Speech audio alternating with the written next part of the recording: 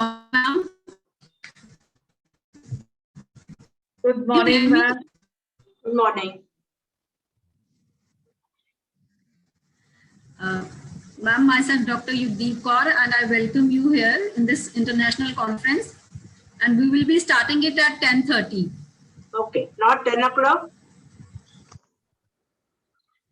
And not 10 o'clock, ma'am, 10:30, because we need time to so that everybody can join it.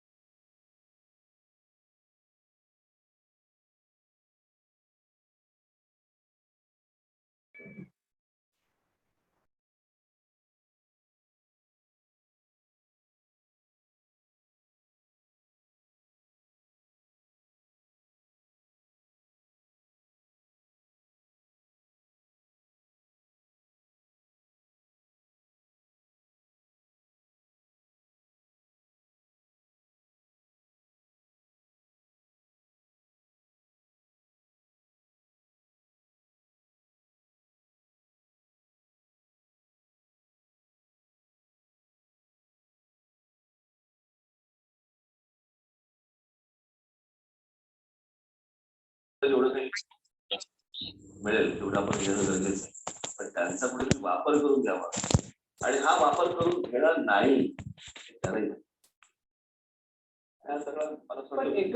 बऱ्याचदा ज्या भूमिका घेताना त्या खूप टोकदार असतात, त्यामुळे कायम ह्या गोष्टीचं नवल अनेकांना पडतं की आता समजा हा विषय आहे आता बोलण्यांचा, पण तुमच्या मित्रांमध्ये मग सलीम, जावेद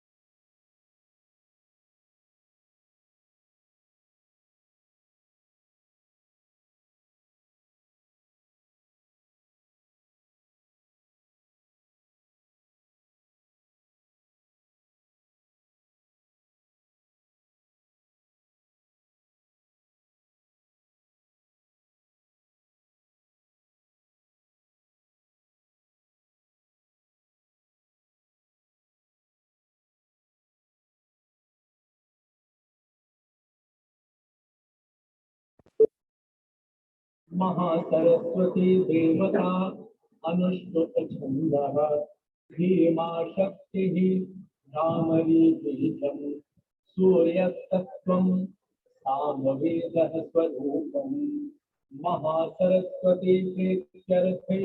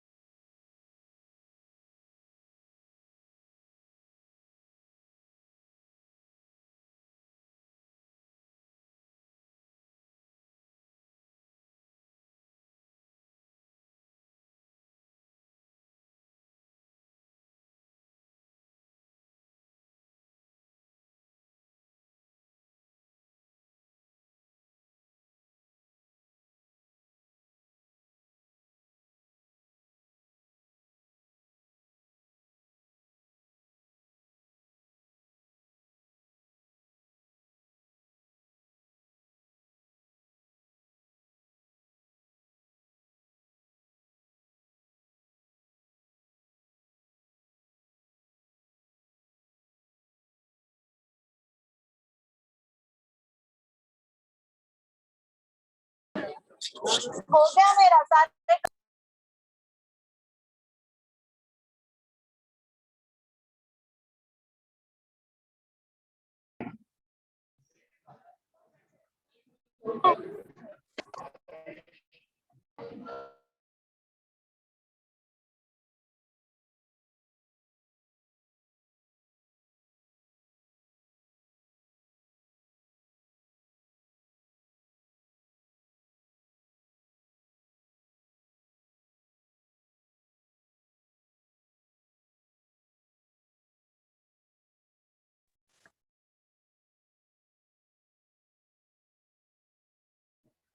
मैडम चेंज किया हुआ है।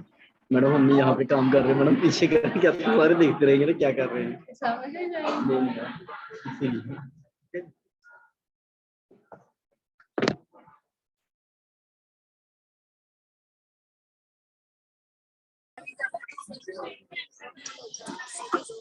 आया आया तो वो चेक मेरा नाम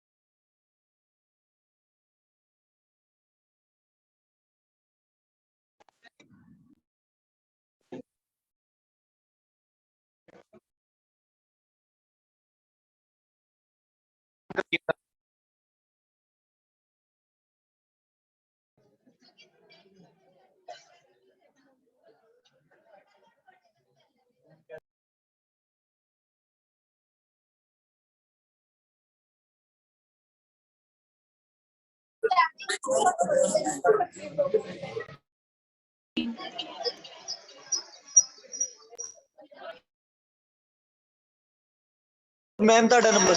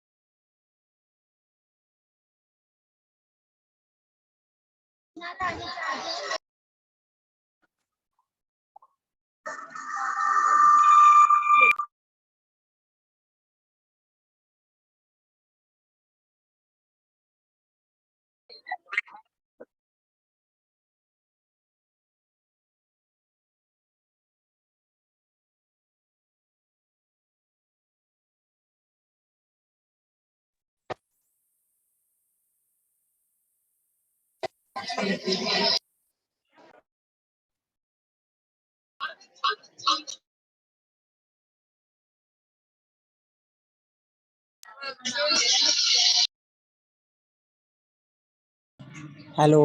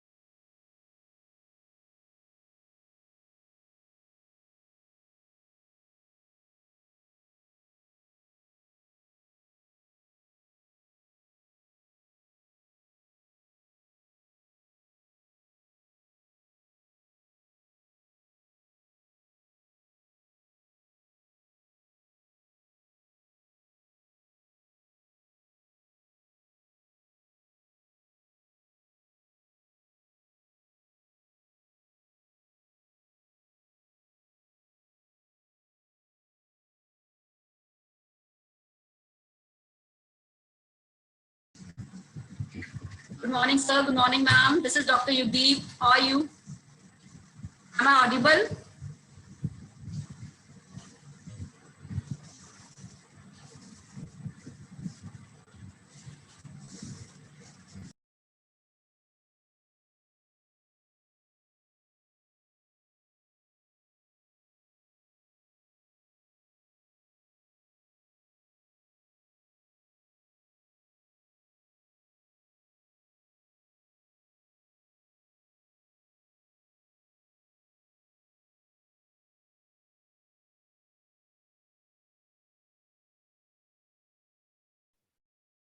Yes, ma'am. Audible.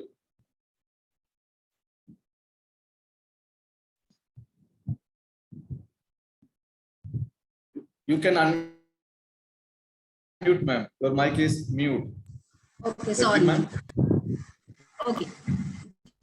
Just, I apologize that just we need to wait for 5 minutes. Our first keynote speaker, he has yet not joined.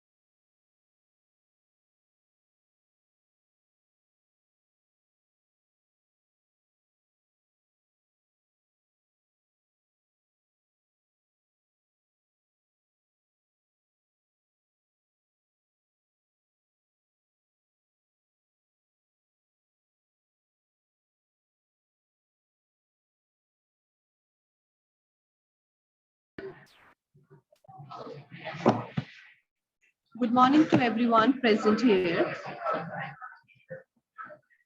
I welcome you all on the behalf of the entire City Group of Institutions for this conference on conservation of environment and law. It's an honor to introduce to all of you the key speakers for today's conference. They have come across different nations to share their valuable knowledge with us. We are pleased to have you all. I would like to welcome you all on the behalf of our entire City Institute, Shahpur campus,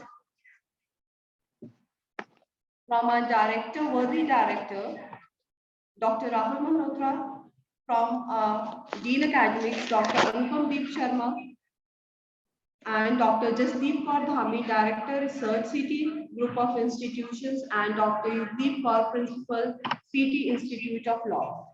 A heartily welcome to all of you.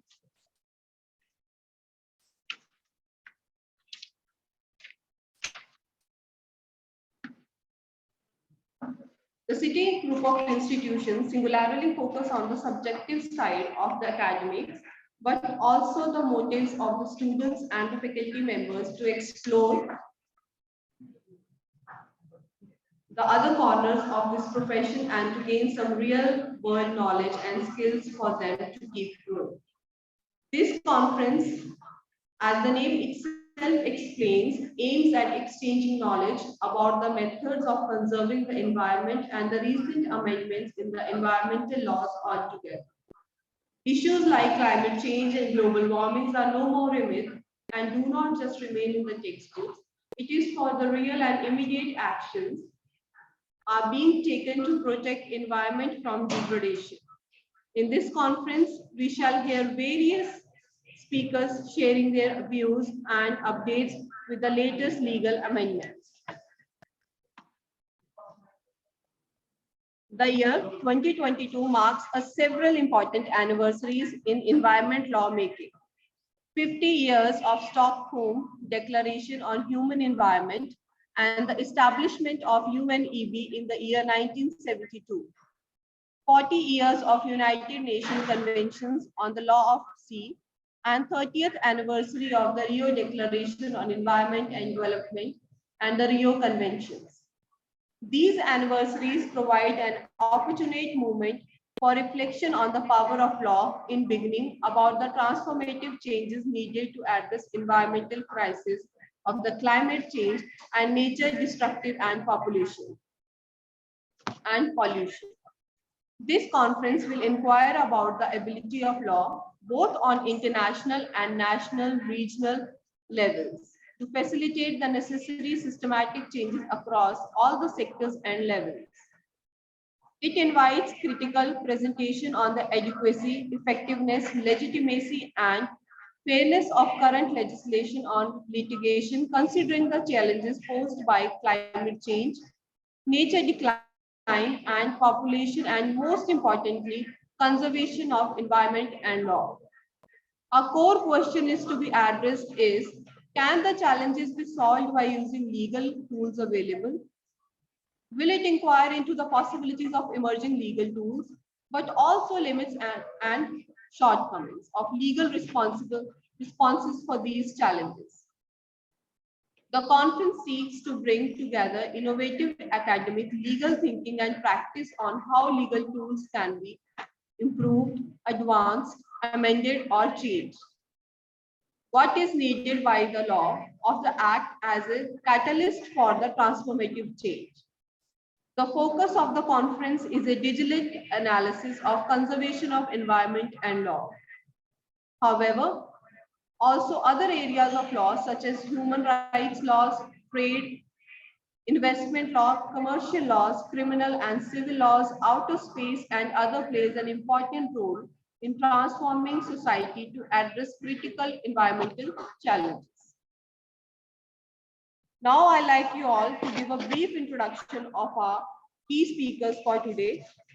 We have with us Professor Dr. C.R. Jilova, Department of Law, Kurukshetra University. We have with us Madam Rania Lomtu, Global Educator, STE Ministries, Greece. Next, we have Dr. Kalpana Gopalan, IAS, Additional Chief Secretary, Government of Karnataka, and Dr. Cholarajan Mundimenan, Assistant Professor, Faculty of Law, Delhi University. A welcome to all of you on the behalf of the entire City Group of Institutions.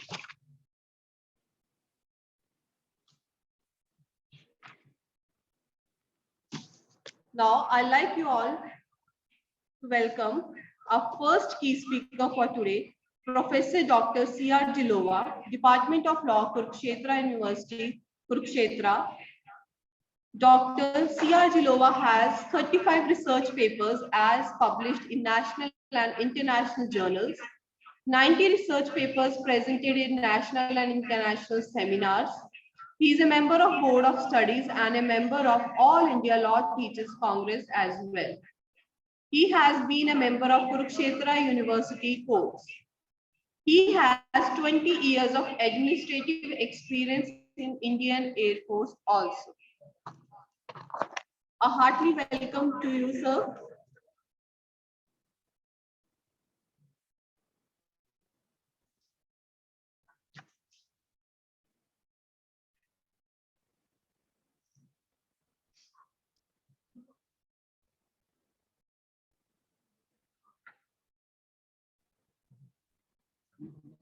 Punch.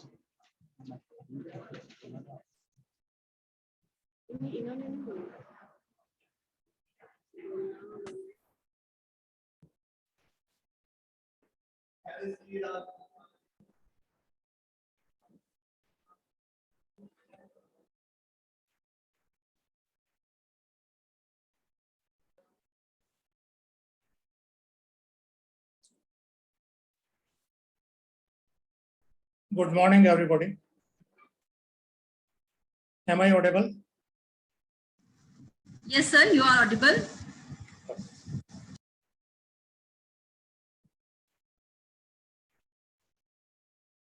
Good morning, everybody.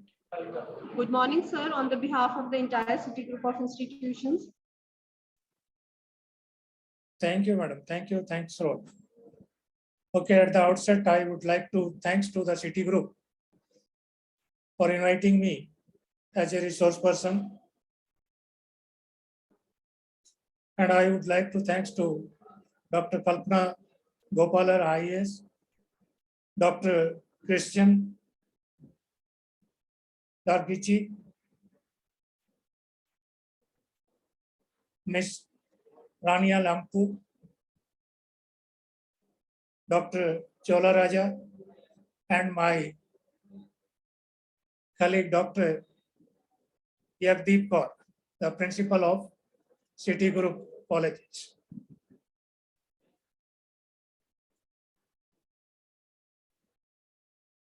All the participants and dear students. First of all, I would like to thank to the principal that she has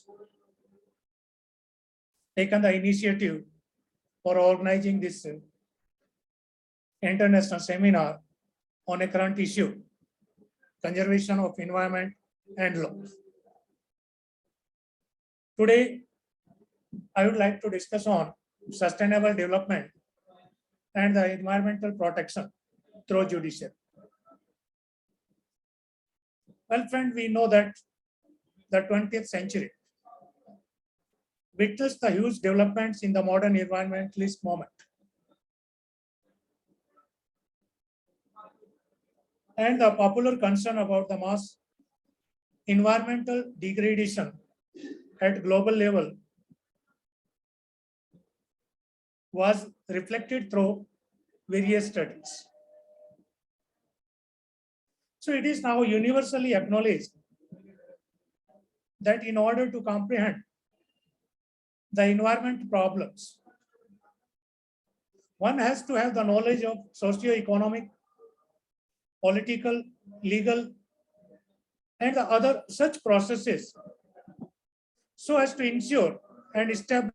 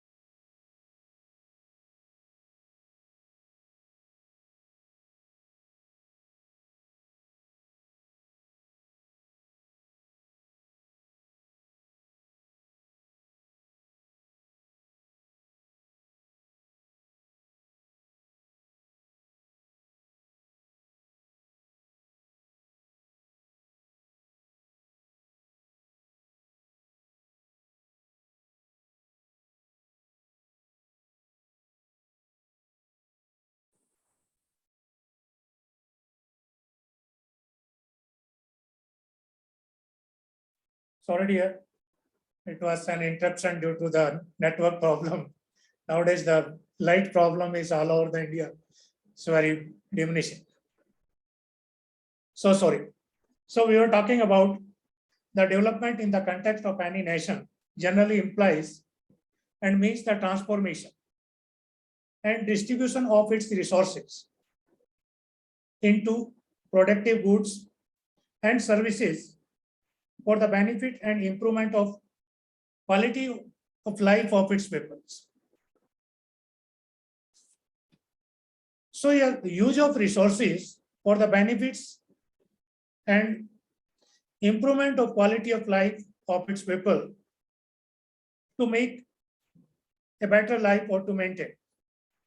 So far as sustainable development is concerned, it is like a co-partnership property.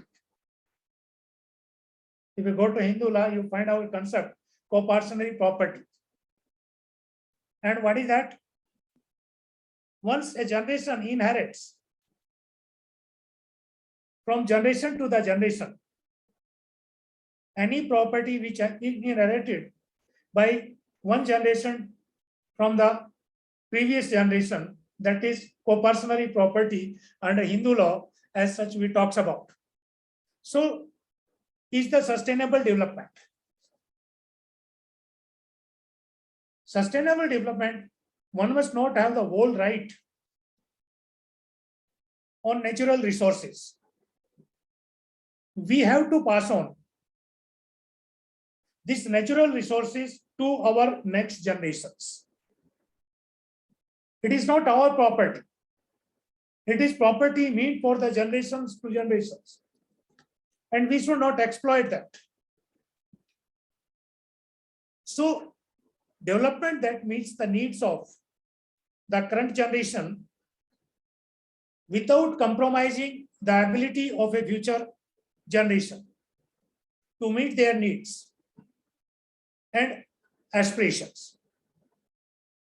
So if we look into the definition of sustainable development, it comprises the two notions. That is development and the sustainability, to make better and to maintain.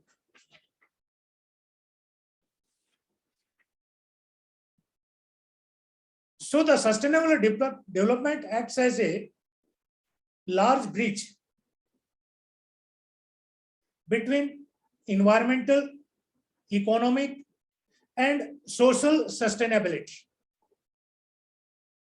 Since the law is closely associated with all the aspects of sustainability, so it may be pertinent to mention here a few legal issues which are closely associated with such socio-economic development through the judicial process. A case was decided by Supreme Court of India in 2000. That is Narmada Bachao case, river Narmada's concern. And it was observed by the Supreme Court that the sustainable development, what type or extent of development can take place, which can be sustained by nature, ecology, with or without mitigations. So in this context, the development primarily means the material or economic progress. If we look into the report of World Commission on Environment and Development, our common feature that defines the sustainable development as a development that meets the need of the present without compromising the ability of future generation to meet their own needs.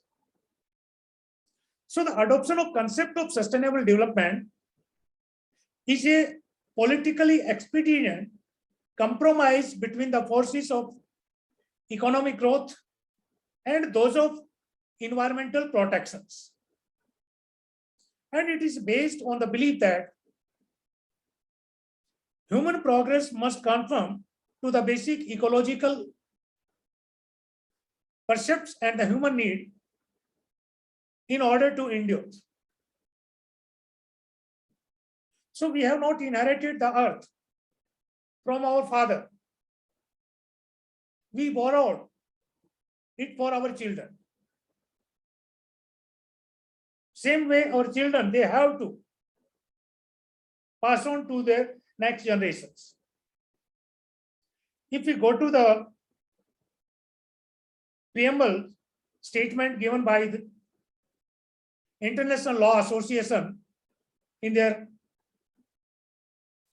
declaration at 2002, sustainable development involves a comprehensive and integrated approach to economic, social, and political process. The basic aim of sustainable use of natural resources on the earth and the protection of environment on which the nature and human life, as well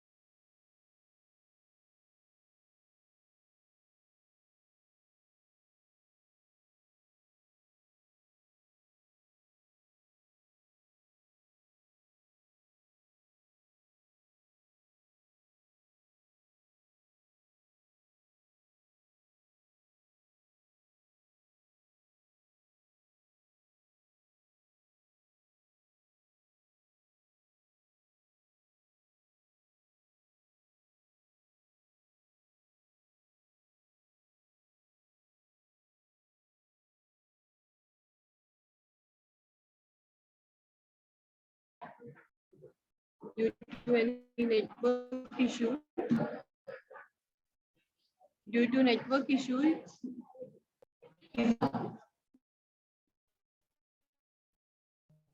due to any network issue, is not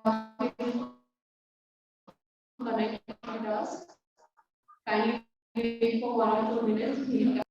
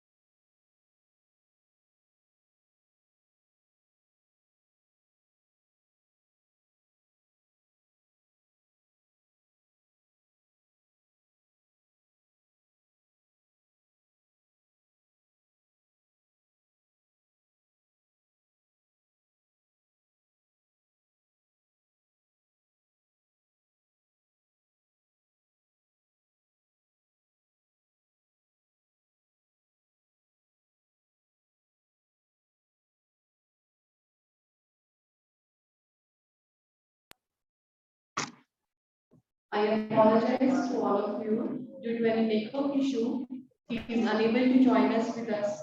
He is unable to join with us again. For the meantime, we will shift to our next key speaker, that is Madam Rania Lompu, Global Educator, STE Mistress, Greece. She is a global educator, STEM instructor, ICT teacher trainer, neuroeducational researcher, international keynote speaker, author of specific books for kids, and global peace ambassador in Greece.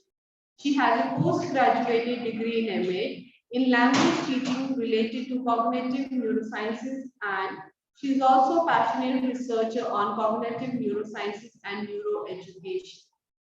Currently, she is an STEM instructor at Greece Astronomy and Space Company, and she's also working at the Greece Ministry of Education at the Directorate of Educational Technology and Innovation, where she writes STEAM projects on Greek schools.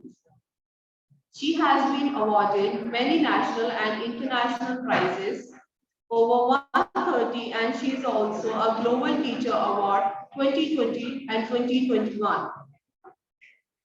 She is a Global Teacher Prize finalist 2019, and she has been selected as a Global Icon 2022. She has been featured in Fashion Vista magazine among the top 10 women entrepreneurs, featured in the Fortunate and among 100 most successful women in business. She is featured in Amazon book by Global Trade Chamber. She is also a social activist, a global peace ambassador, senior advisor of United Nations Peacekeepers Federal Council, and ambassador of Numeric Telephonic Union. She is also a member of Educational Committee of the Economic Journal Union and collaboration with the Harvard University and International Ambassador for Volunteers of the Education of the Greek Academy for Volunteerism of Health. She has received many humanitarian and peace awards from international humanitarian organizations. We welcome you, ma'am, on the behalf of the entire city group of institution. It is a pleasure to be with you. Greetings from Greece. Can you hear me? Can you hear me? Yes, ma'am, you are audible. I'm very, very honored and very happy to participate in this very interesting conference. I am Ranglam from Greece, and today we're going to explore the framework of the European Union environmental policy, because over the last decades, the European Union has put in place a broad range of environmental legislation. European environmental policy rests on principles of precaution, prevention, and rectifying pollution at source, and of course on the polluter pays principle. Multi-annual environmental action programs set the framework for future action in all areas, and at the same time we're going to see what happens in Greece, my country, about the compliance of Greek environmental law with European legislation. All the strengths and at the same time the chronic pathogenies and weaknesses of Greece in relation to the implementation. We will highlight the need, of course, to redefine and update Greek national policies by explicit ecological orientations, especially in the context of the current coronavirus pandemic framework. And if we have time, I'm going to present my brand new project, which actually has been launched in primary Greek schools, and it concerns climate change. It combines environmental awareness with STEM education and art.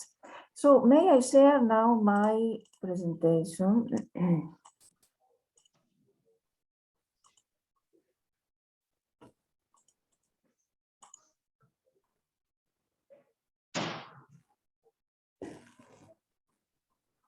Is it visible now?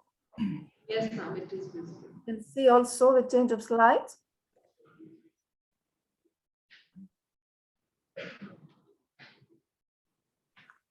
Can you see the change of slides?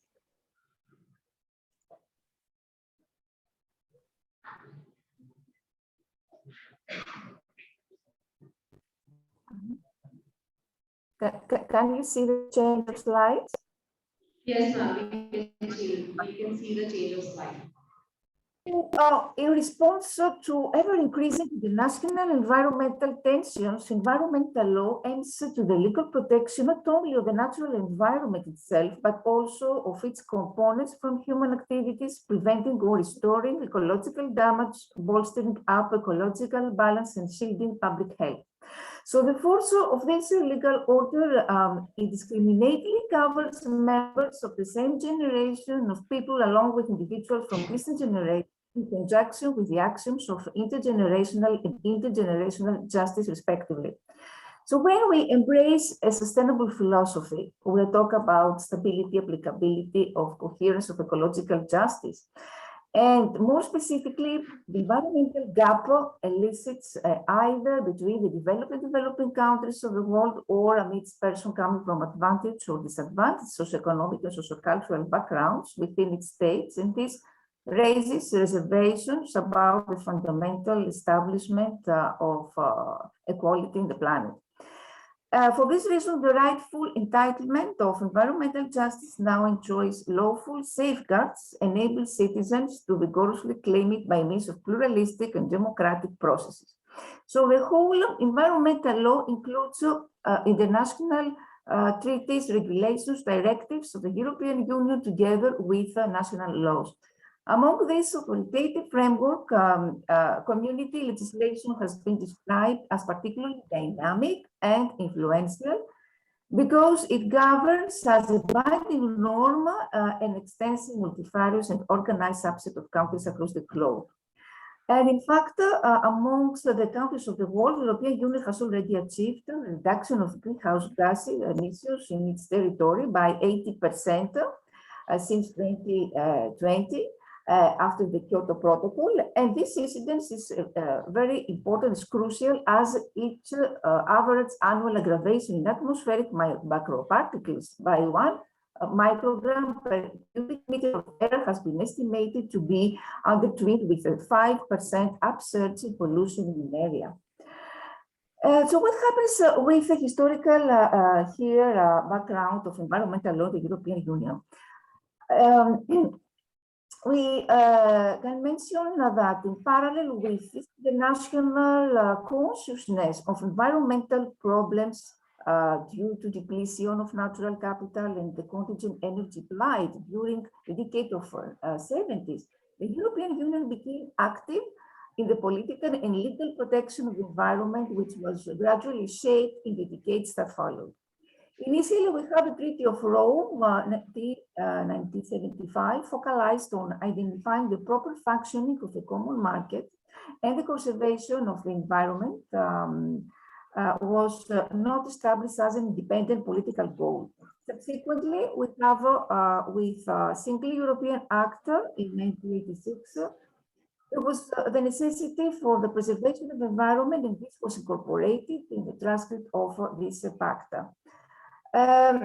So environmental policy in Europe was warranted actually in the 1972 Paris Summit. Therefore, there was environmental armor was defined by empowering member states of European Union to take environmental measures that would promote the quality of life and sustainability of the community, no longer set economic growth as an end in itself.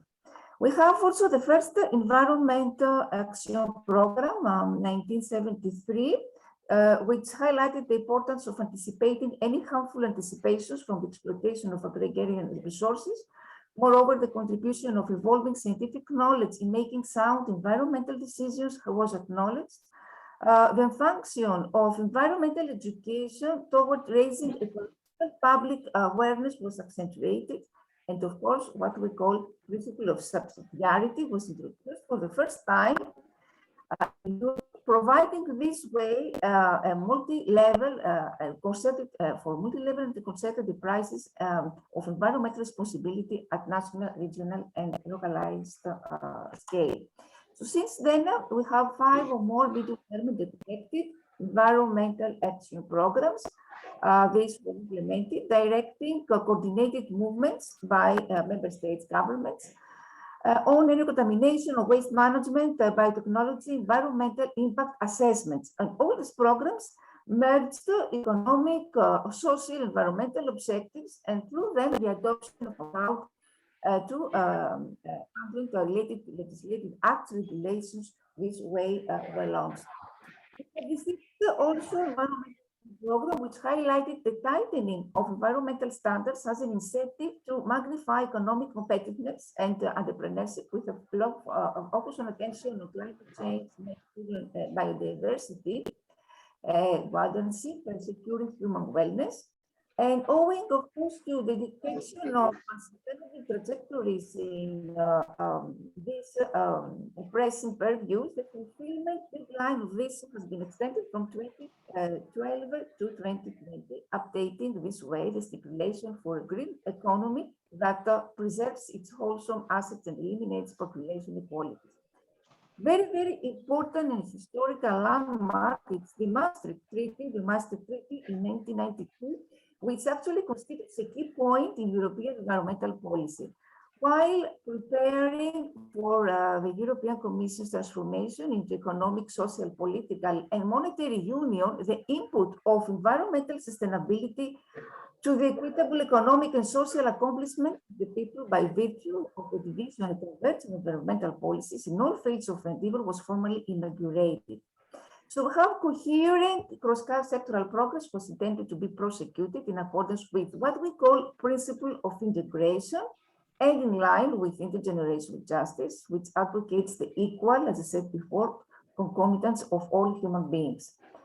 So in the interest of fortifying, of course, the community ecological wealth, this catered to the institution structural cohesion fund for the co-financing of projects directed at gentrifying the environment as an autonomous legal possession in Spain, Portugal, Ireland, and Greece. Consequently, we have the Treaty 1997, which actually strengthened the fusion of environmental parameters into the designation and appliance of community policies and practices in contemplation of encouraging viable and non-inflationary growth on a permanent footing. Sustainable development so was declared as a necessary precept on the grounds that it was deemed the sole expedient socioeconomic model that guaranteed the continuous success of the market and ecological equilibrium.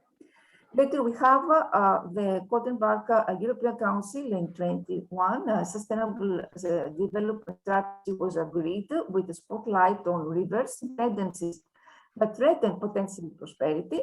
And then member states were called upon to consult and draw up national schemes attended to employment, to economic advancement, and social cohesiveness, and reaching the initiatives with a clear environmental dimension. The priority axis for annual monitoring evaluation by the Council were the halting of climatological degradation, the induction of non-polluting transport, very important, the addressing of public health risks, and the prudent usage of natural resources. Actually, the European Union was committed to mutually assist its trade and environmental policies with universal prospects. And beginning in 27, the European strategic occupation to cut down greenhouse gases emissions by at least 20% by 2020 was set at the core at the core of the European energy policy. So we have action plans which were primarily elaborated to tackle climatic change, decrease the European Union's dependence on importing hydrocarbons, and bolster growth and work acquisition, and this way putting up a collateral for safe and cheap energy for consumers. Of course, the boost of competitive profits for Europe to the maximum degree, the limitation of probable expenditures were articulated as ultimatums. And apart from this, apart from the ethical and tenable elements of this program, its environmental focal point granted the European Union a substantial medium for overcoming successive years of austereness, posterior to an extensive financial distress. I mean, all this economic crisis that the European Union, especially Greece, has gone through the past years. In the meantime, the unfolding aspirations of this agenda are in consonance with the rise of an intergenerational isonomy of citizens who ought to benefit both in the present and in the long run. So until 2080, the percentage of greenhouse gases emissions in the European Union diminished by 23% compared to 1990 levels, indicating, of course, the realization of the preceding energy decline. And considering the community estimations referring to the decline of pollutant emissions in the European continent by nearly 30% up till 2030, the European Commission recently propounded raising the target to 55% by 2050, making this way allowances for a climatically neutral Europe in an effort to curtail global warming by 1.5 degrees Celsius and zero carbon dioxide emissions. This way strive to be recorded in Europe with the help of investments in renewable energy, of course, and energy efficiency. So we have in the spirit, and the sixth environmental action program has been overlapped by the approval of the next seventh program, where the pursuit of lessening greenhouse emissions has obtained a long-term capability by 2050, with an emphasis on sustainable urban planning and international environmental synergy. Even more fresh, we can say that the eighth environmental action program, 2021 and 2030, was entered in negotiation and bringing this way to the fore the value of digital apparatus and provincial ambassadors in facilitating the exercise of environmental area of laws and the correlation of environmental safety with the integrity of human health, as we can witness in the period of the COVID pandemic. So what are the central principles that actually define the European Union environmental policy? This environmental policy elicits from the principles of precaution, of preemptive action, remediation of ecological properties with preeminence at source, and what we call polluter saves principle, the nationalization of costs. We talk about the principle of sustainable development, and this stores every human intervention in a weighted position amid the current from natural supplies and blossoming of ecosystems for the sake of upcoming generations in direct association with, as I said before, justice. And very important, the principle of citizen participation presupposes the two-way exchange of evidence between civilians and the state, and this way civilians should be valid agents for controlling community legitimacy.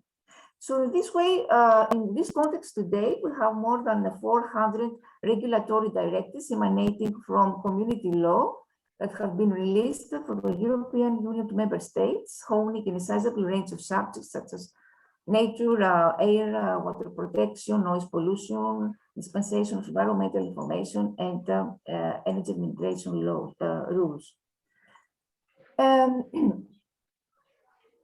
And from a judicial standpoint, we can say that the European Union accelerates to adequately attain its environmental mission by enacting arrangements predominantly of a fiscal nature and commandments that impinge upon spatial planning, the quantitative handling of water resources and land usage, alongside other statuses that obviously impress on the choice of energy sources by European member states. So what happens now?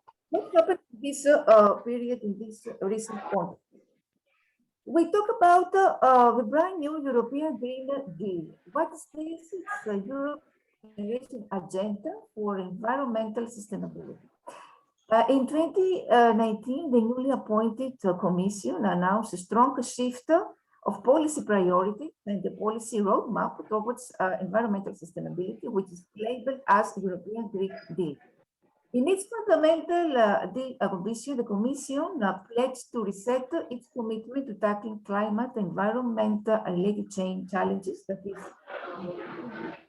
task, and at the same time to pursue a new growth strategy that aims to transform the sustainable the European Union into a sustainable, resource-efficient, carbon-neutral economy by 2050. Moreover, this Green Deal is aimed to preserve and enhance the European Union's natural capital and at the same time protect the health of the well-being of citizens from environment-related impacts. So to this end, the Commission proclaimed a set of deeply we could say transformative policies, and at the meantime, it has supplemented this general ambition with a set of sector strategies, action plans, legislative propositions within the following priority fields of action. Stepping up climate policy with the aim of reducing the European Union's greenhouse gas emissions by at least, as I said before, 50% by 2050, and achieving climate neutrality by 2050, at least 50% by 2030, and achieving climate neutrality by 2050, the Commission pledged to revise and reinforce all relevant climate-related policy instruments within the framework of a new European Union climate law that was eventually adopted in 2021 and underpinned by an even higher 2030 reduction target of 55%. And also in July 21, we have the Commission submitted a Fit for 55 package of further legislative proposals to deliver the additional emission reductions. We're going to discuss about this later. Industrial strategy for a carbon-free circular economy. In order to foster resource efficiency and climate neutrality in industrial production chains, the Commission intends to double the recycling rate by 2030 and to promote sustainable product design, reuse, and recycling with a particular focus on resource-intensive sectors such as textiles or construction, electronics, and plastics. So the Commission presented further details with new circular economy action plans in March 2020. And at the same time, another policy is to build and renovate in an energy and resource efficient way. In order to reach these energy efficiency objectives in the building sector, the Commission pledges to what? To foster a greener renovation wave of public and private buildings, rigorously enforce legislation related to the energy performance of buildings, review the European standards on construction products, work to lift national regulatory barriers to energy efficiency investments, and assess the possibility of including emissions from buildings in the European Union emission trading scheme. This strategy for European Innovation Wave was published in October 2020. Sustainable and smart mobility, with the aim of greening transport and reducing sector greenhouse gas emissions by 90% by 2050, the Commission pledges to support technology infrastructure development for multimodal transport systems, take actions to abolish subsidies and increase prices for fossil fuels, including shipping into the emission trading schemes, and propose more stringent air pollutant emission standards, as well as carbon dioxide emission performance standards for vehicles. At the same time, there is the Greening Common Agricultural Policy from Farm to Work as the main objective of this strategy. The Commission intends to work with member states in order to ensure that at least 40% of the common policy's overall budget, at least 30% of the Maritime Fisheries Fund, clearly contributes to climate action and takes further action, including legislative measures, to significantly reduce the use and risk of chemical pesticides, fertilizers, and antibiotics, and proposes measures at the same time to enhance transparency regarding the ecological performance of agricultural and food products. Preserving and protecting biodiversity also, in order to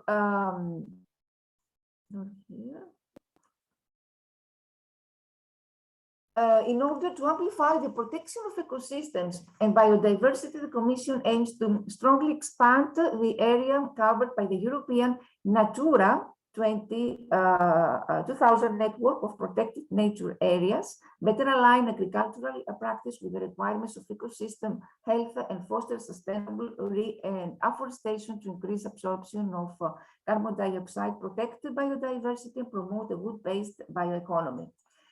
A zero pollution vision for a toxic-free environment, because in order to better protect Europe's citizens and ecosystems against pollution from air, from water, consumer products, the Commission intends to initiate A revision of European air quality standards, measures to reduce pollution from urban runoff and particularly harmful sources such as microplastics and pharmaceuticals, and a review and upgrade of European use chemicals regulation with regard to the assessment and management of environmental tasks.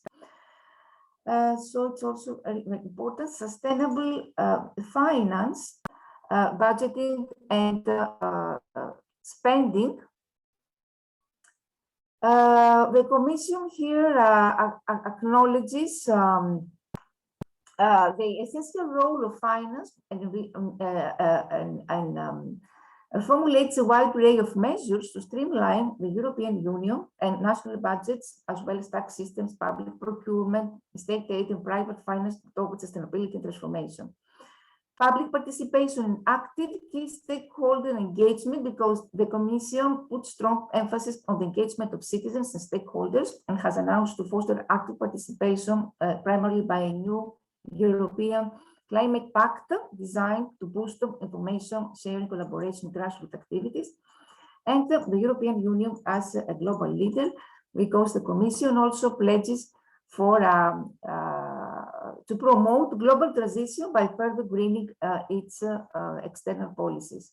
So it puts emphasis on the proactive role in the Paris Agreement in the G20 and G7 fora, and it plans to make substantial green commitments a key requirement for future great trade nets.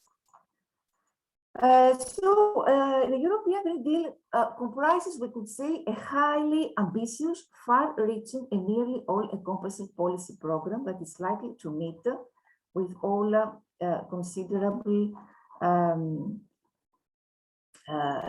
challenges and resistance when we approach implementation stages.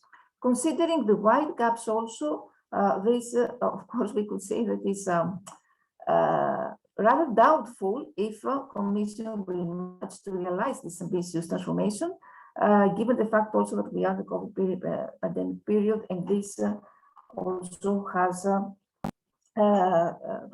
caused more challenges. We talk about the perspectives in climate and energy regulation. With this European Green Deal, the European Union has sharpened its carbon dioxide reduction targets for 2030-2050.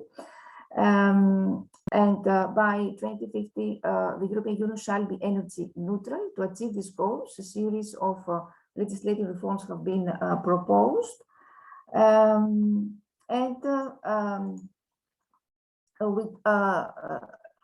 I said before about the first package of amendments, which was presented in the Fit for 55 package, and this package contains an array of legislative proposals which focus on the revision of regulations on emission trading, effort sharing, land use, forestry, renewable energy, energy efficiency, and emission standards for new cars and vans. So the Commission proposed to lower the overall emissions cap further to increase its annual rate of reduction. Another pillar of a European Union action to achieve the goals set out under the Green Deal is the improvement of the action concerning energy efficiency, because the Commission proposed a more ambitious binding annual target for reducing energy use at the European Union level. The public sector will be required to renovate 3% of its buildings each year. So in this regard, we will mention to the already ongoing European Union action. This bill concerns the adoption of a forthcoming sustainable product legislative initiative. Further reduction of carbon dioxide emissions should come from the land use change, and forestry sectors. Industry strategy for clean circular economy. Because industry has a key role to play in Europe's path to climate neutrality. And concerning the reduction of greenhouse gas emissions, the Commission submitted several legislative proposals in order to strengthen this system.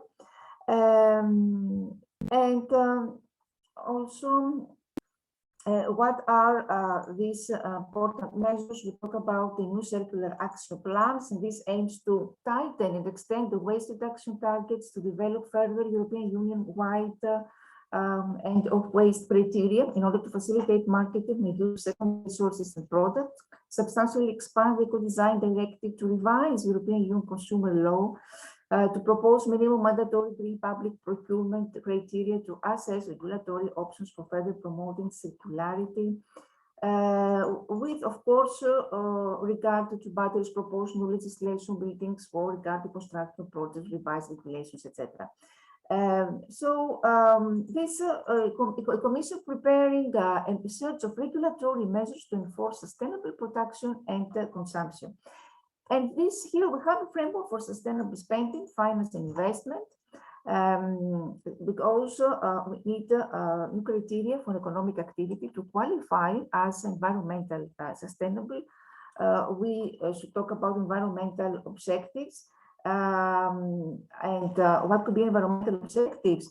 Climate change mitigation, climate change adaptation, transition to a circular economy, pollution prevention and control, sustainable use and protection of water and marine resources, protection and restoration of biodiversity in ecosystems, significant harm to environmental objectives, the criteria, as I said before, for economic activity to qualify as environmentally sustainable include not only substantial contribution to environmental objectives, but also a requirement that an activity does not harm any other environmental objectives. That's why we talk today. It's very trending nowadays to talk about, when we talk about entrepreneurship, green entrepreneurship, inclusive and social entrepreneurship.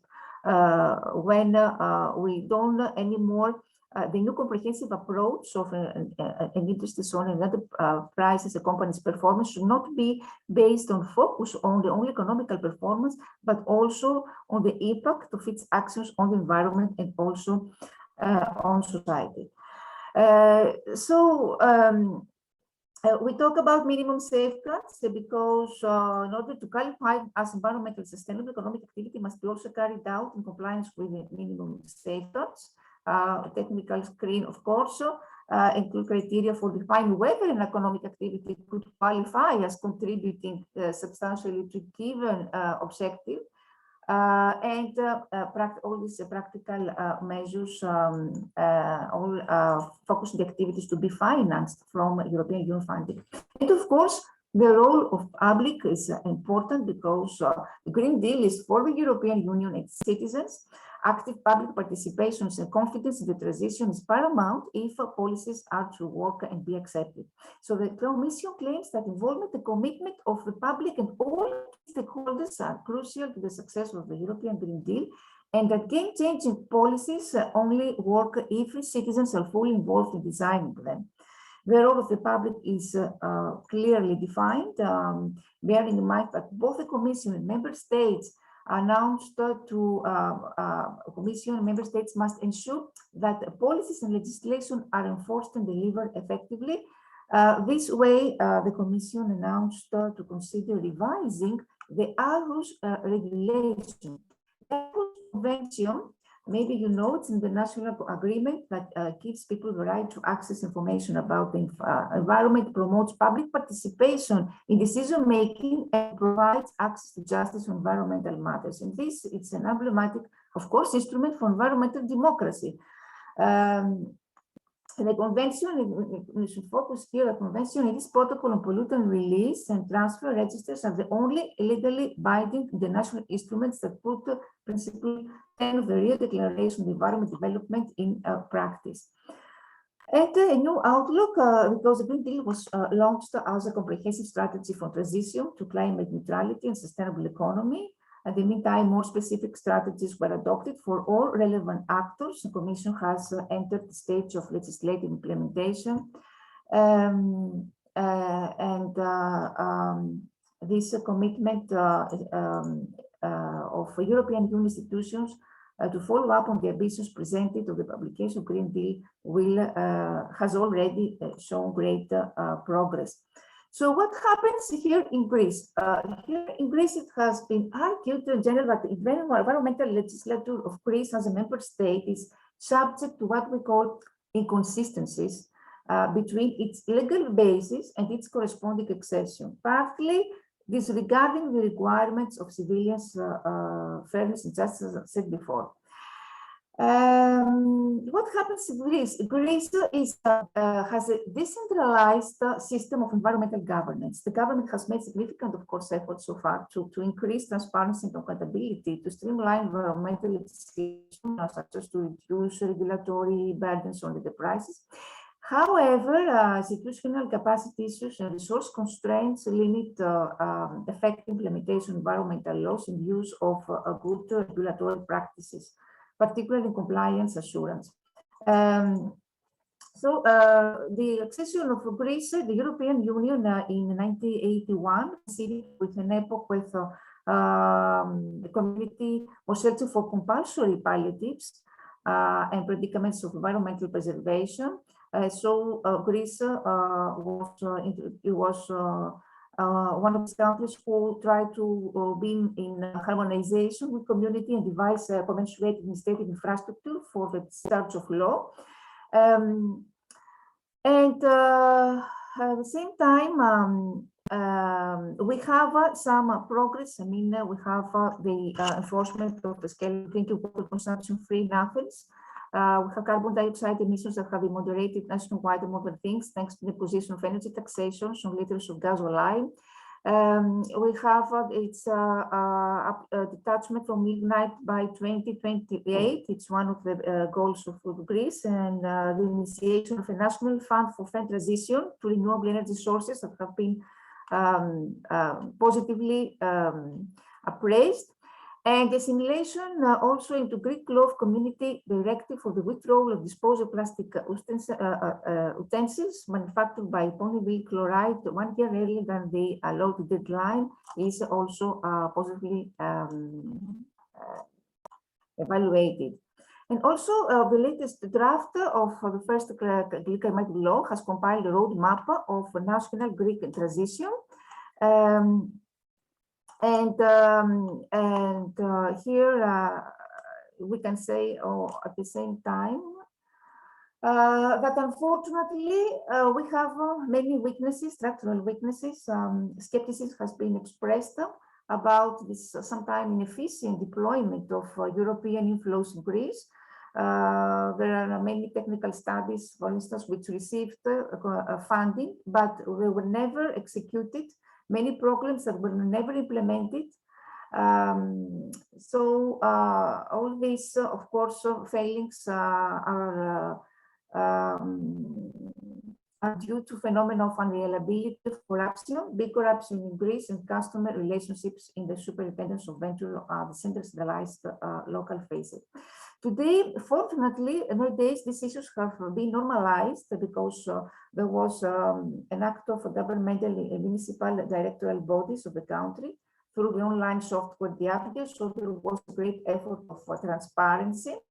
We have also introduced this national environmental prosecutor in Greece, and this remains to be implemented.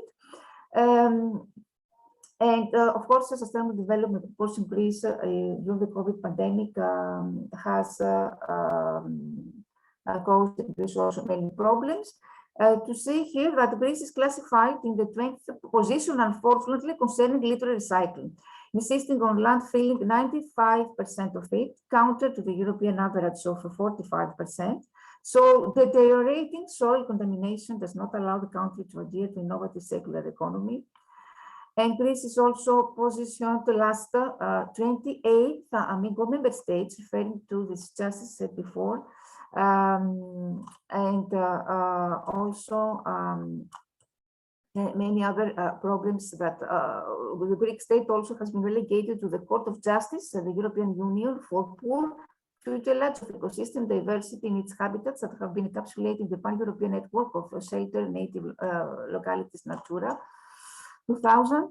But recently, 2020, we have a new framework policy. Greek Parliament approved a comprehensive environmental bill, which was published in the official government gazette and aims at the protection of the natural environment, ensuring sustainable development. The law reforms the existing legal framework, trying to harmonize it with the European Union law.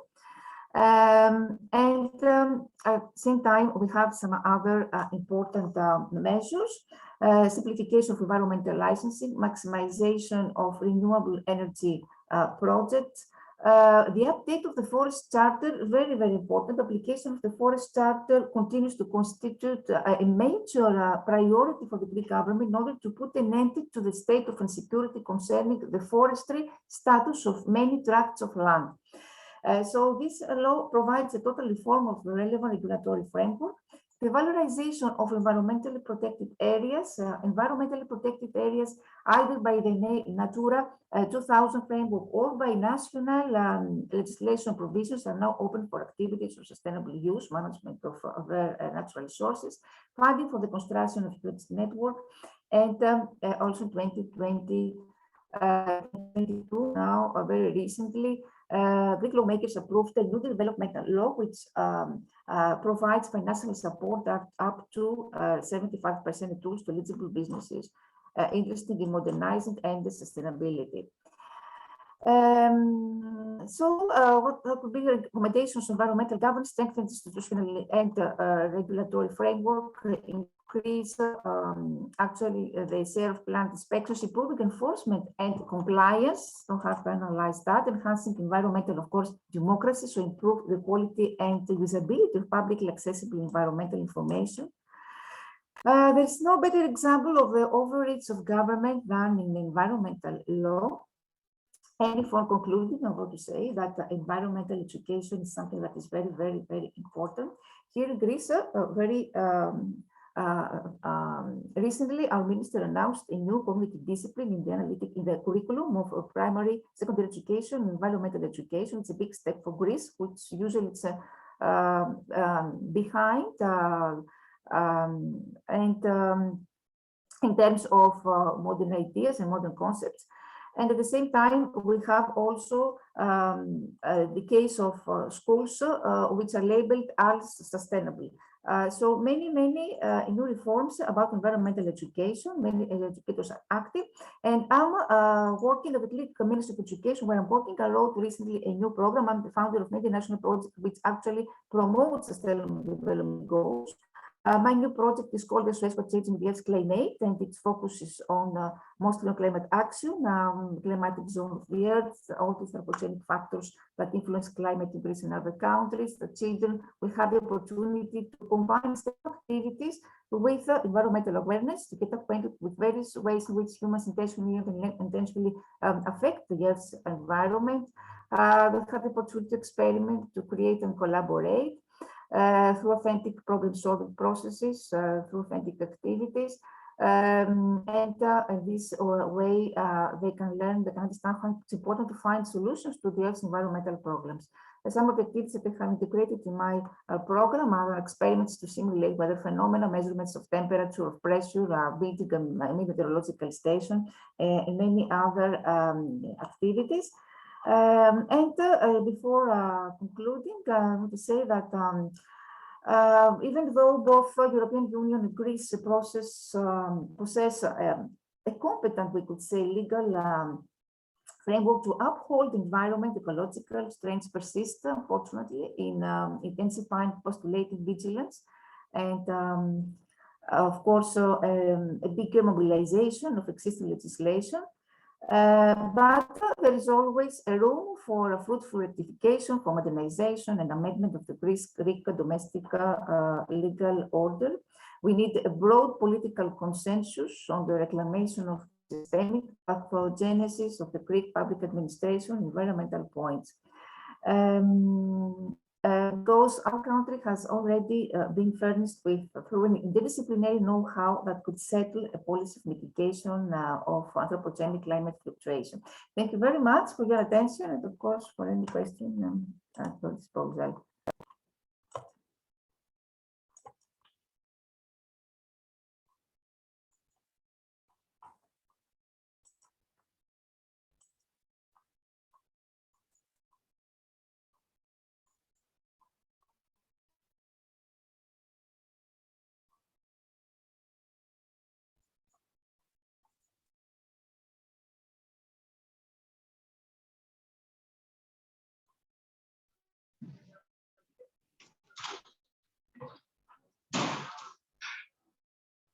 Thank you so much for your kind words, ma'am. The knowledge you have shared is very valuable and will definitely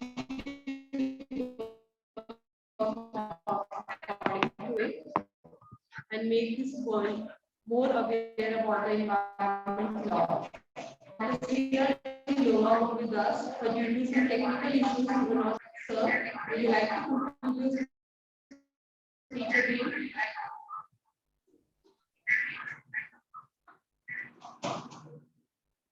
Professor Dr. C.R. Lola, sir, would you like to complete your speech?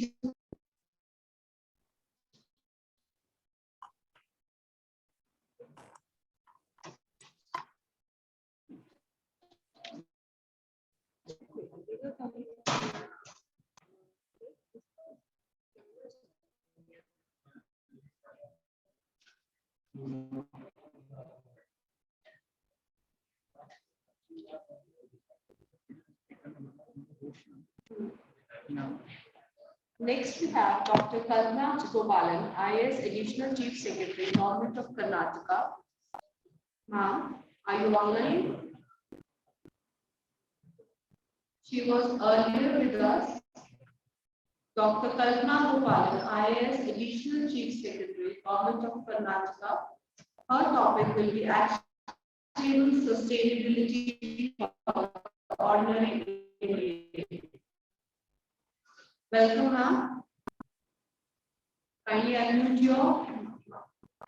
Yes, so kindly unmute yourself. I'd like to give a brief introduction about Dr. Kalpana Gopalan.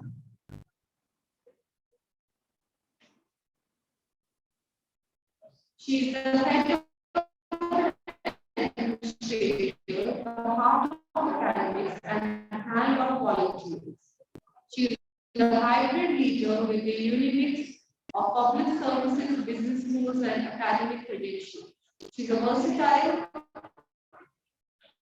who works collaboratively across private, public, academic, and non-profit sectors. I aspire to innovation and action in global leadership positions. We welcome you, ma'am, on behalf of the entire City Group of Institutions. Her topic for today's conference is actionable sustainability for ordinary Indian. Thank you so much. Can I speak? Yes. Yeah. Good afternoon to all of you, and it is my privilege and pleasure to be with you all today. I express my appreciation. Please start the screen share. I have sent my PPT to you. Kindly start the PPT, please. It is my pleasure and privilege to be with you all today. I express my appreciation to the organizers for their effort on such a vitally important issue. I thought it best that I speak on what I consider a critically important component in environment management, which is our personal responsibility as citizens. So, I will speak on you and I and sustainability, or what is actionable sustainability for the ordinary Indian. Next slide, please. Next slide, please. Next slide, please. Somebody please go to the next slide. Next slide, please. Next slide, please. Next slide, please. Please go to the next slide. Administrator, please go to the next slide. I'm not operating the PPT. You have to go to the next slide. Okay, ma'am. Okay. They will, ma'am. Please go to the next slide. Next slide, please. Second slide, please. Second slide, please. Please go to the second slide. I'm not operating the PPT. You are screen sharing. Please go to the next slide. Please go to the next slide. Can somebody go to the next slide? Yes, thank you. We are doing Yes, discussions, please listen. Discussions around green transformations, how to make economies and societies sustainable, are at the forefront of global, national, and local political agendas.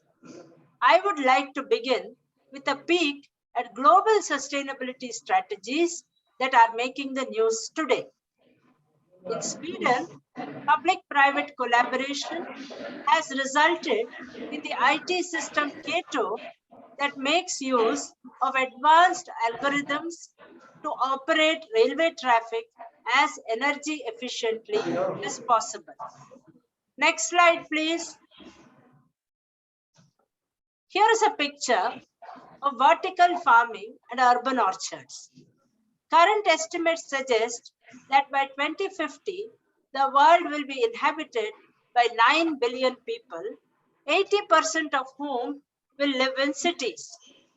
To some extent, urban farming will have to happen. But if done smartly, it could revolutionize the way we view food production and create a local food movement for the urbanite. Mixed-use skyscrapers are the perfect example of a smart city concept, putting those tall glass buildings to good use as greenhouses. But at ground level too, mixed-use parks and urban orchards could begin to provide food to the masses. Think it couldn't happen? It already did. During World War II, the Dig for Victory campaign saw formal gardens and parks turned into allotments, producing millions of tons of food and effectively defeating German blockades. Next slide, please. I request you to kindly mute the others, just as you have done for the other speakers, because I cannot even hear myself speak. There is so much background noise coming from your end. There are also initiatives happening closer home.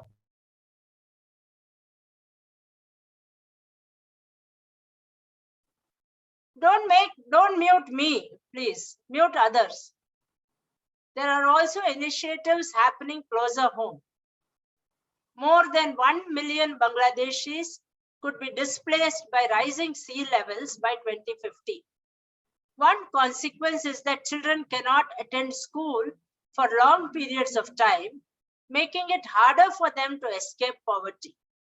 By building a fleet of solar-powered school boats, the Bangladeshi initiative, Shidulai Swarnivar Sangstha, has secured year-round education in flood-prone regions of Bangladesh. Each floating school boat collects students from different riverside villages, ultimately docking at the last destination where onboard classes begin. Solar lighting makes the schedule flexible, which provides for additional educational programs in the evening. Shidulai's floating schools model has been replicated in Nigeria, Cambodia, Philippines, Vietnam, and Zambia. Next slide, please. Next slide, please. Next slide, please. So, next slide, not the last slide. Next slide. Next, yes. So, next slide, please. Thank you. So, what do these pictures tell us? All over the world, the change is happening from fossil fuel to renewable energy and from throwaway to circular economy. It is no surprise then that sustainability is the stuff of conferences. We can declaim about sustainability from a podium and go back home satisfied of a job well done. But if you are having tea during your break and I come to you and say, let us talk about sustainability, what will you do? You will discreetly move away or at least mentally switch off with a muttered, "Ye kya fas gaye yaar? Oh God, I have got caught up in this." And this is exactly the problem. What does sustainability mean to me, to you? This is a question that no one ever bothers to answer. We live most of our life blissfully unaware and sheltered from the environmental crisis that our planet is facing. Even if we do learn something about it, the problem seems so complex and overwhelming that we give up before we start. Unless and until, in one life-changing moment, the enormous importance of it all hits us suddenly. For me, this life-changing moment came when I sat, just like you are sitting now, as part of a small select audience and listened to Jeffrey Sachs, the economist turned idealist and director of the Earth Institute at Columbia University. Jeffrey spoke beautifully, convincingly. He demonstrated without doubt how great is the crisis facing the earth. But I was not completely convinced. And so I dared to ask Jeffrey Sachs, why should this be important for me? I am struggling with my daily life, my daily problems. Why should I care? And anyway, what can I, a small lone individual, what can I do? Why should I be my brother's keeper? The measure of a great man's greatness is how he addresses the little man or the little woman in this case. Jeffrey Sachs' greatness came through in that instant. He embraced, yes, that's the word, embraced my question, acknowledged the essential moral nature of sustainability, the responsibility it places on each of us, and then laughed that while he could give macro level speeches, he was rather less enthusiastic about recycling in his own home. Next slide. So that is the keynote I am going to address today. What is my role, your role, the role of each of us in sustainability? What are the things that we can do and should do? We Indians bemoan our collective lack of civic sense while simultaneously pardoning our own. This leads to a pervasive hypocrisy in our public discourse, not only on this issue, but in all larger issues. I hope that at the end of the next 10 minutes, sustainability becomes, for all of us, a subject of our actionable present, not just a doomsday prospect of a common gloomy future. Next slide. Next slide. First, stop, breathe, relax. Don't panic. The pralayam, the disaster, may be imminent, but this is a matter for rational action, not fear. Real change and beneficial change takes some time. Second, educate yourself. Read everything you can. Watch documentaries. Enroll in more courses at college or online like Coursera. A lot of stuff goes on in the name of climate science. You will never go wrong if you diligently question the world around you and educate yourself. Information today is available in plenty. The trick is to access and internalize that which is simple, real, and actionable. Third, do. There are so many simple things that one can do without being overawed by labels. Recycling, for instance. It is ironic, laughable really, that we frugal Indians have to learn about recycling from the opulently wasteful Americans. While my grandmother, who used to make razais from her old used saris, could teach us all a thing or two about recycling. So many of us cousins grew up wrapped in the warmth of our love, as also her red bandhani covered padded quilts. I'm sure we can't all go back to quilting, but we also cannot rely on Western solutions because it is either unsuitable to our lifestyle or redundant simply because we are already a careful people. What is the point if we are cautioned against buying a third car when we don't even own one? So it is left to us Indians to evolve our own methods, customized to our own context. And there are many things that we can do. In a buffet or a wedding meal, just help yourself to what you will eat instead of heaping your plate and wasting the rest. Switch off appliances, lights when not in use.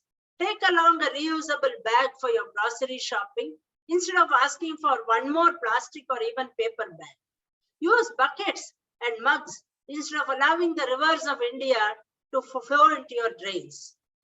Grow a small garden, reduce your garbage, segregate it, and above all, don't pile it in your neighbor's empty backyard.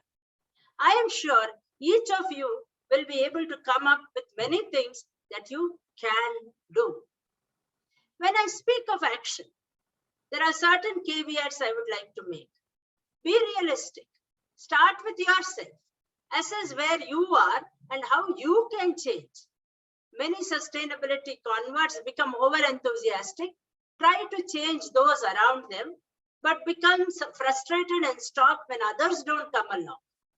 In fact, a good way to go is first to formulate exactly how you want others to behave, and then behave exactly that way yourself. The first steps are local. Look at your usage and make smart changes. If you lived in Rome or Montreal, I would suggest that you walk to work, but here it is not really feasible most of the time. So start with doable changes, then work your way to the bigger ones. Or you can segment your efforts into personal actions, local actions, and national actions, and steadily augment your effort. As you know more, you will do more, and then you can expand and intensify your effort. You can invest in a cleaner car or a greener residence. There is really no end to the things that you can and you will do when you get interested. Finally, there will come a time when you will become a messenger.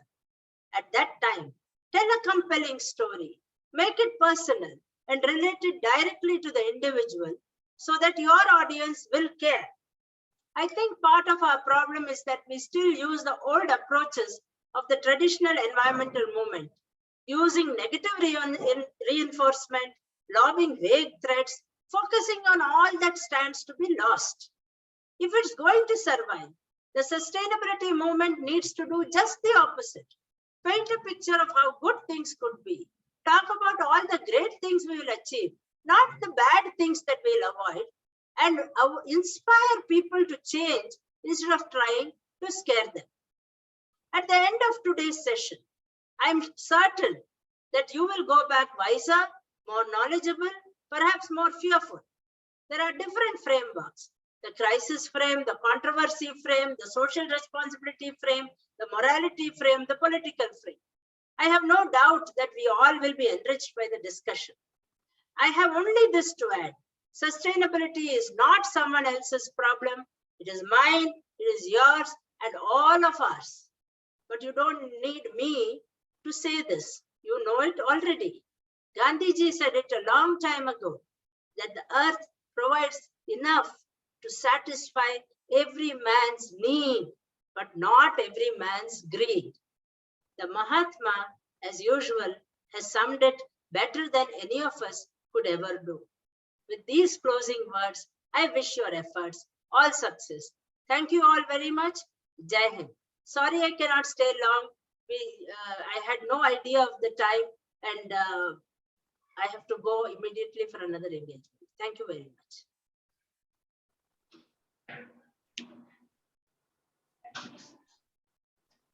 Very well said, ma'am. Very well said, ma'am. Earth can provide us everything to satisfy our needs, not our needs. Next, I would really like to request our key speaker, Dr. C.R. Jawar, sir, Department of Law from Kshetra University, if he want to complete his speech. Due to some network issues, he was not able to complete it earlier. Sir, would you like to complete it again?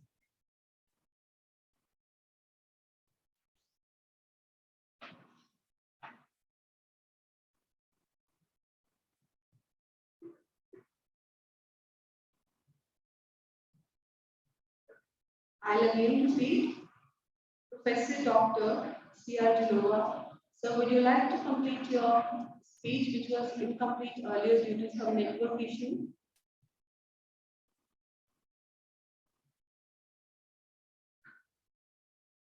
I think still there is some problem. He is unable to hear us.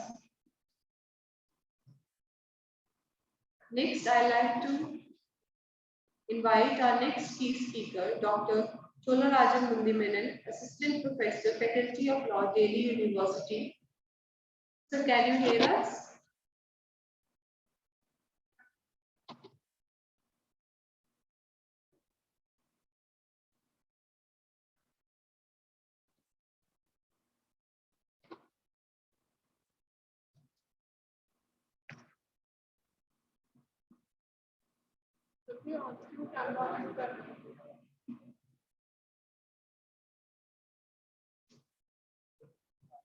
Our next key speaker, Dr. Cholarajan Mundimenan, Assistant Professor, Faculty of Law, Delhi University. Sir, am I audible to you?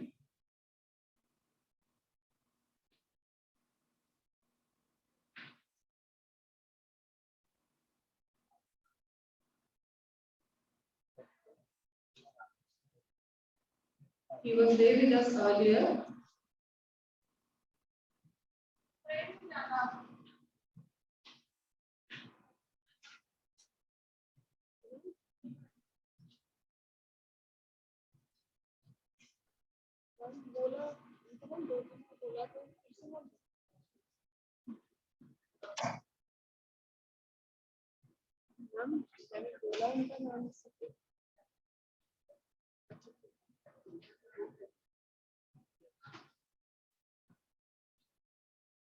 Professor Dr. C.R. Jalova, sir, would you like to complete your speech?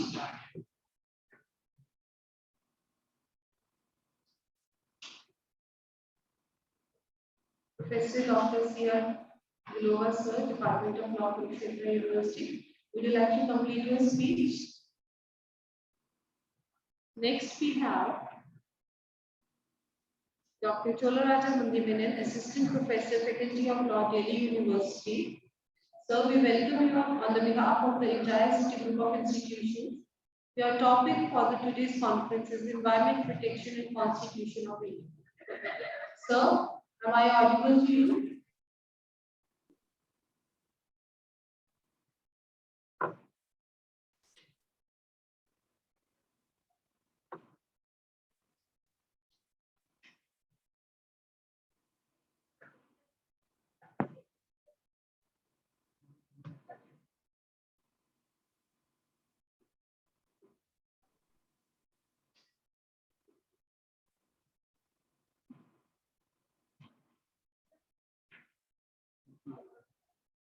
So can you please unmute yourself?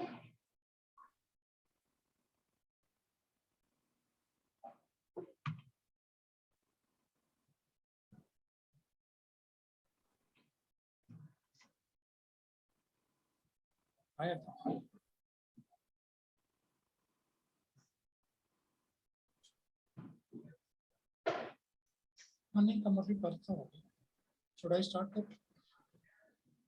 Dr. Cholarajan को बुलाया ना madam.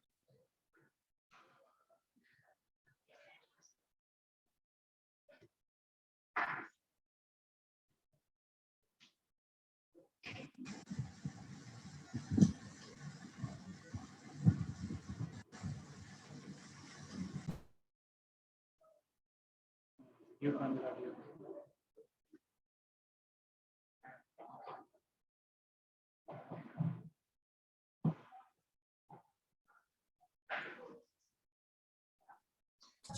Good afternoon, everybody. Good afternoon, sir. I'm very sorry to say that because due to some network problem, I could not complete that. Yeah, I think now it is audible. Sorry, sir. I think now it might be audible, visible also. Hello.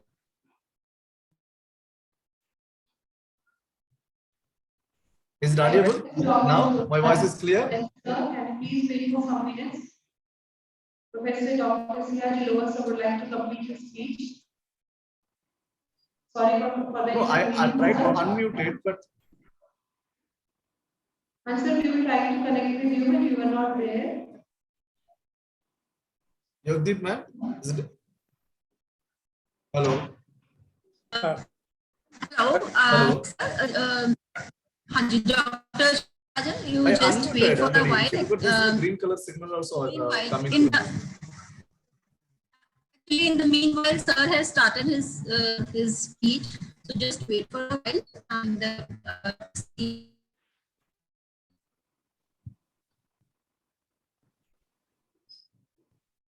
Sorry, Dr. Chola Raja, just let me complete it, then you start your topic. Sure. Because due to network problem, I could not complete that one. So kindly later on you start with your topic. Let me finish that. So bear with me, Dr. Chola Raja. Yes, sir. Please, sir. Okay. Yes, sir. I hear your voice. Okay. Well, friend, we were discussing about sustainable development. So if you go to the principle of sustainable development, this concept has grown since the inception at the international forum and acquired the different dimensions in terms of economic growth, development, and environment protections.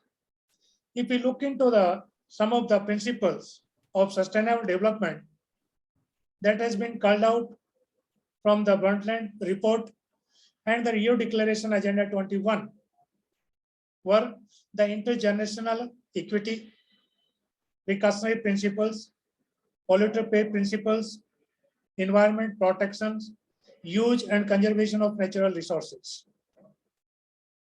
So far as intergenerational equity is concerned, the central theme of this theory is the right of each generation of human being to benefit from the cultural and the natural inheritance of the past generation, as well as the obligation to preserve such heritage for the future generations. So the main object behind the principle is to ensure that the present generation should not abuse the non-renewable sources so as to deprive the future generation for its benefits. So the present generation is under obligation to leave something for the next generations. So the intergenerational equity and the developmental process to meet the essential needs of the present generation by using the natural resources has to be on that basis. So it must be remembered that there is inequality between the people as to result of greed and the maldistribution of power, which is a major obstacle in achieving the sustainability. So far as principles are concerned, this principle has widely been recognized as the most important principle of sustainable development.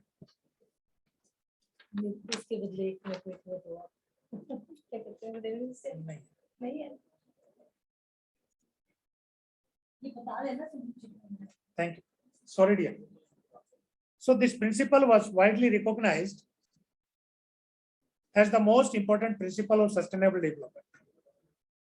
In order to protect the environment, the precautionary principle approach shall be widely applied by the states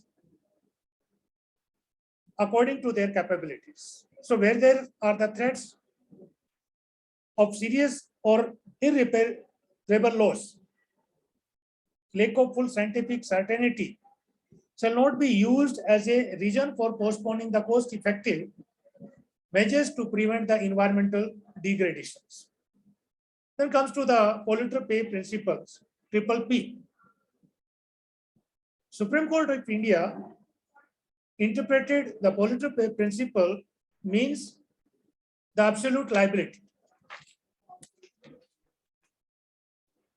to harm to environment extend not only to compensate the victim of pollution, but also the cost of restoring the environment degradations. So thus to include environmental cost as well as the direct cost to the people or the property.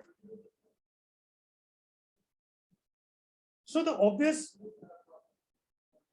object of this principle was to make the polluter liable not only for the compensation to victim, but also the cost of restoring the environmental degradations. Once it is proved to be guilty, he is liable to compensate for his act, irrelevant of the fact that whether he is involved in the development process or not. Then comes to the environmental protections. Very essential part of sustainable development. Without adequate environment, the protection development is undetermined. Without development, resources will be inadequate for the needed investment, and the environmental protection will fail. The strong environment policies complements and reinforce the sustainable development, and it is often the poorest who suffer the most from the consequences of pollution and environmental degradations. If we take the example, the rich, the poor cannot, unlike the rich, the poor cannot afford to protect themselves from the contaminated water, because the poor peoples, they draw a large part of their livelihood from the environmental resources, such as forest. Then comes to use and conservation of natural resources. So in order to meet the needs on the sustainable basis, it is absolutely necessary to use the earth's natural resources carefully, and the natural resources base must be conserved and enhanced. The idea is for the benefit of future generation. The present generation should be modest in their exploitation of natural resources. So the present generation should be very modest and should find out the widespread international approvals to that effect. If we look into the principle 23 of Rio Declarations, it specifically says that environment and natural resources of peoples under oppression, dominations, and occupation shall be protected. Similarly, the principle 8 of Rio Declaration states that to achieve the sustainable development and a high quality of life for all peoples, the state should reduce and eliminate unsustainable pattern of production and consumption. So it is very much essential principle of sustainable development. If we look into the role of judiciary in sustainable development and the environment protection, so developing nation or developing country like India, there has been the environmental degradation due to the over exploitation of resources, depletion of traditional resources, industrialization, urbanizations, and the population explosion. So our country has always been in the forefront of taking all the possible steps for the protection and improvement of environment and aiming the sustainable development. If we look into the Valor Citizens Welfare Farm versus Union of India, Popularly, it is known as the T.N. Henry's case. The river Pallar, which was the main source of drinking water in the state. The Honorable Supreme Court has specifically laid down that there shall be the principle of precautionary principle, polluter pay principle are the part and parcel of environmental law in India, and they shall be applied in case of degradation of or exploitation of the environment resources. Likewise, right to Gujarat High Court, known as Abiles Textile and Rajkot Municipal Corporation declare that no one can carry the business in a manner by which the business activities becomes a hazardous to the health to entire society. So right to carry on trade and business, which has been so, but that is subject to the reasonable restriction and Article 19(1)(g). So such right must be seen in the light of Article 51(a) also of our Constitution, so as to protect and improve the environment. Likewise, there are many cases which has been so decided by the Honorable Supreme Court, all talks about the protection of environment and the sustainability. So I would like to conclude that environment and development are the two sides of the same coin.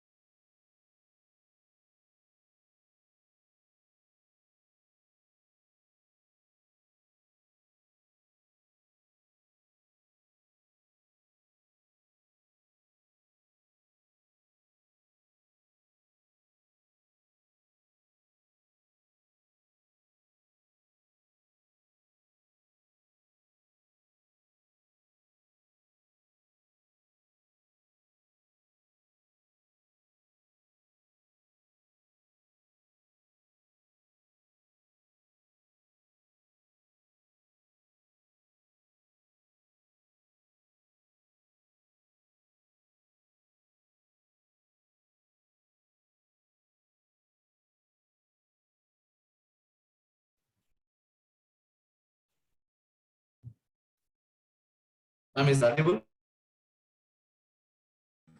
Yes, you're audible. Thank you, Citigroup, for inviting me for this very much important topic to share my views. Thank you, Yagdeep. Thank you very much. Thanks to you.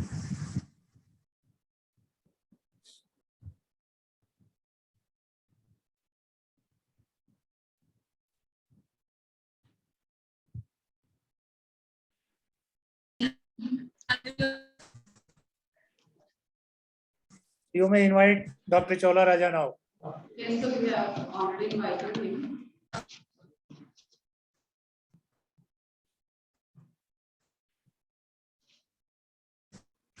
In the meanwhile, I would like to request Dr.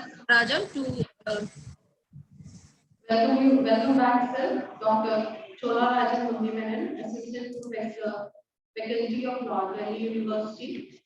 His topic for today's conference is Environment Protection and Constitution of India.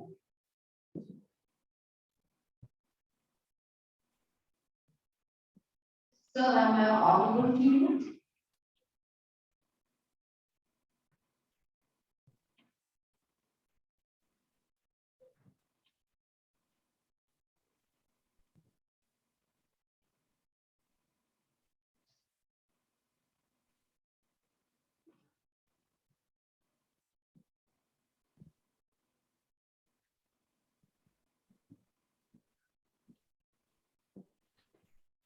Sir, are we audible to you?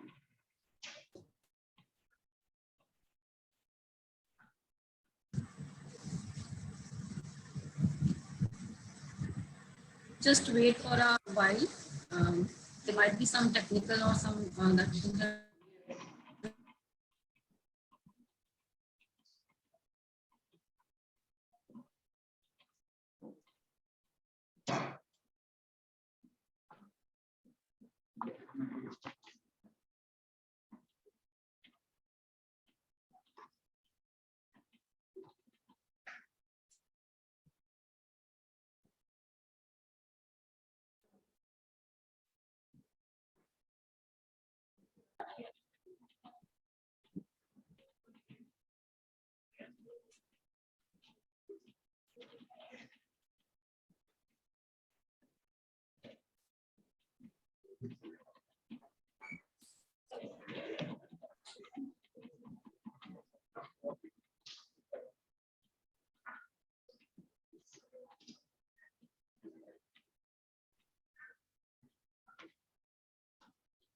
Dr. Chola Raja Mundimandan, Assistant Professor, Faculty of Law, Delhi University. Am I audible to you? I think there are some technical issues. Sir, are we audible to you?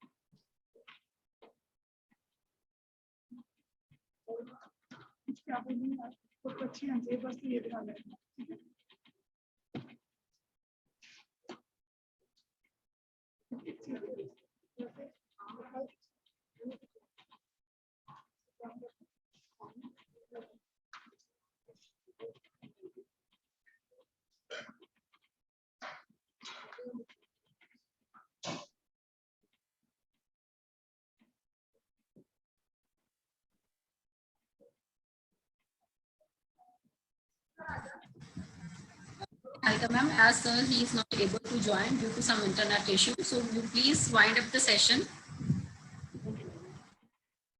Now I'd like to invite our Assistant Professor, Simran Kaur, for the thank you speech to our speakers.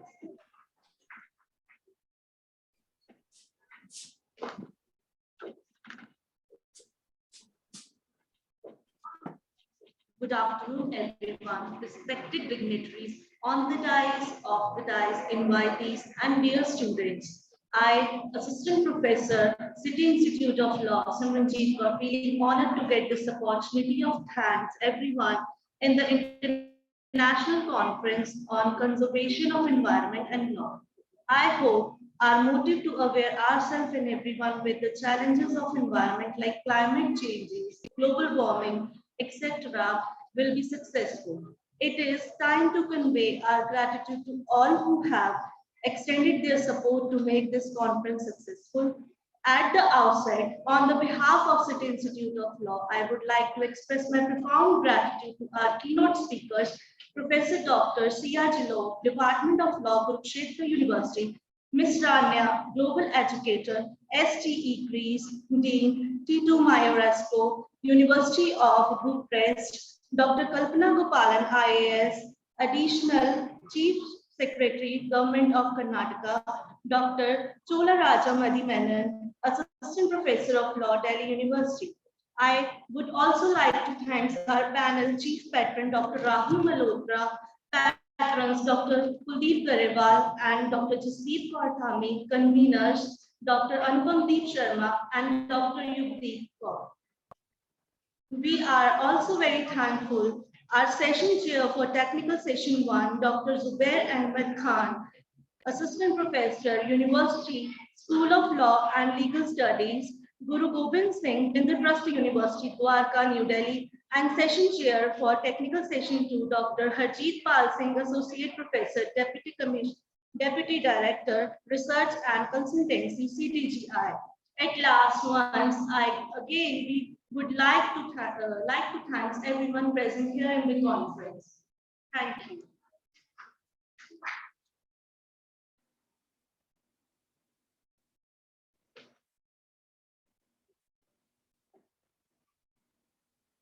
Thank you, everyone. The one presented their papers and the one who attended the conference through the Google Meet.